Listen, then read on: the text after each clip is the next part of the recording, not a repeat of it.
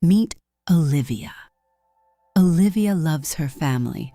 If they called her at 3 a.m. with an emergency, she would drop everything and fly across the country without a second thought. She sends them gifts. She texts her mom every day, and she genuinely cherishes their existence. But there is a dark, unspoken rule in Olivia's life, the 48-hour rule. For the first 24 hours under her parents' roof, it is pure warmth and nostalgia. But right around hour 48, an invisible clock goes off. The air gets thin, her chest gets tight. The innocent questions, "Why are you eating that?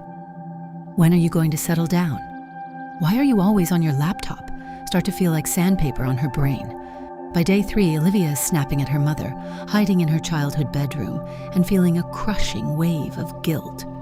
She thinks, "I love these people. Why am I suffocating? What is wrong with me?" Nothing is wrong with Olivia.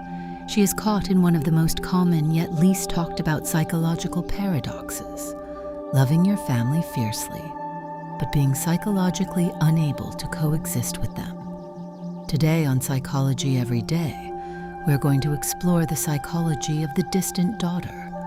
We will break down why stepping into your childhood home triggers immediate emotional regression, the suffocating reality of an enmeshed family system, and why living far away doesn't make you a bad person. It actually saves the relationship. Concept 1: emotional regression. To understand why Olivia hides in the bathroom, we have to talk about emotional regression. In your adult life, in your own apartment, you are a fully formed, autonomous person.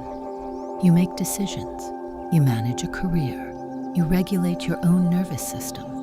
You are an adult. But the moment you step through the front door of your family home, your brain trips a psychological wire. Families operate as closed systems with strictly assigned roles. When Olivia was growing up, maybe her role was the peacemaker, or the moody teenager, or the helper. Even though she is 28 years old now, the family system has not updated its software. When her parents speak to her, they speak to the 16-year-old version of her, and unconsciously, her brain responds.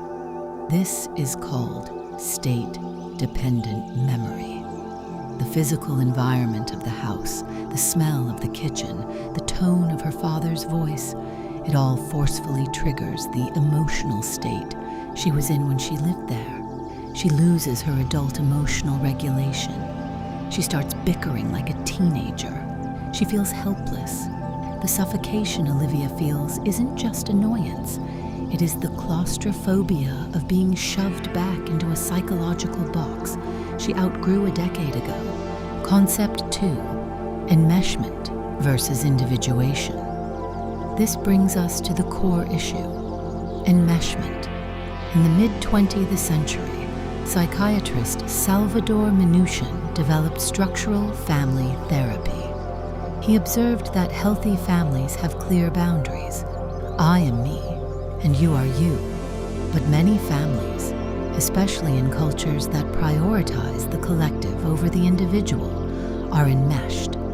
In an enmeshed family, there are no emotional boundaries. The family acts as a single organism. If mom is anxious, everyone must be anxious. If dad is angry, the whole house must walk on eggshells. When Olivia is home, she is subjected to the emotional panopticon. She is constantly being perceived, monitored, and commented on. Her mother says, "You look tired. Are you sleeping?" Her father says, "Is that what people are wearing to work these days?" It usually isn't malicious. It is framed as love and caring. But psychologically, it is highly intrusive. It is a constant micro-invalidation of her autonomy. When you live in an enmeshed family, privacy is treated as an insult. So when Olivia moves away, she isn't fleeing their love. She is fleeing the exhausting labor of having to manage everyone else's emotions while defending her own right to exist as an individual. Let's take a breath here. If you are watching this and feeling a massive weight of guilt lifting off your shoulders, I want you to know you are not alone. So many of us carry the shame of needing distance from the people who raised us. If you want to keep unpacking these complex family dynamics and learning how to set boundaries without the guilt, hit that subscribe button. We are unlearning these toxic patterns together every single week. Now, let's talk about why distance is actually a psychological superpower. Concept 3, differentiation of self. There is another foundational theory in psychology by Dr. Murray Bowen called differentiation of self. Differentiation is your ability to stay connected to your family without being emotionally consumed by them. A highly differentiated person can sit at the dinner table while their parents argue and remain perfectly calm, recognizing their anxiety is theirs, not mine. But achieving that level of differentiation while living under the same roof is like trying to meditate in a hurricane. It requires the emotional control of a monk. For most people, geographic distance is the training wheels for emotional distance. When Olivia lives 500 miles away, she controls the dosage. She can call her mom on a Sunday morning when she feels grounded, rested, and ready to share. She can be generous with her love because she isn't in a state of survival. If a conversation gets toxic, she can say, "Someone's at the door, I have to go," and hang up. Distance allows Olivia to love her family from a place of strength rather than resentment. Concept 4, the mourning of the fantasy.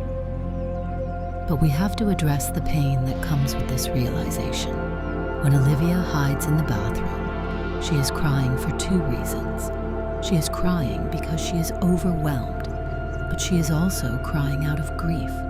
She is mourning the fantasy of the perfect TV family. We are told by society that our family should be our best friends. We are told that home should be our ultimate safe haven. Realizing that your family home is actually an emotional trigger zone is a profound loss. Olivia has to accept a bittersweet reality.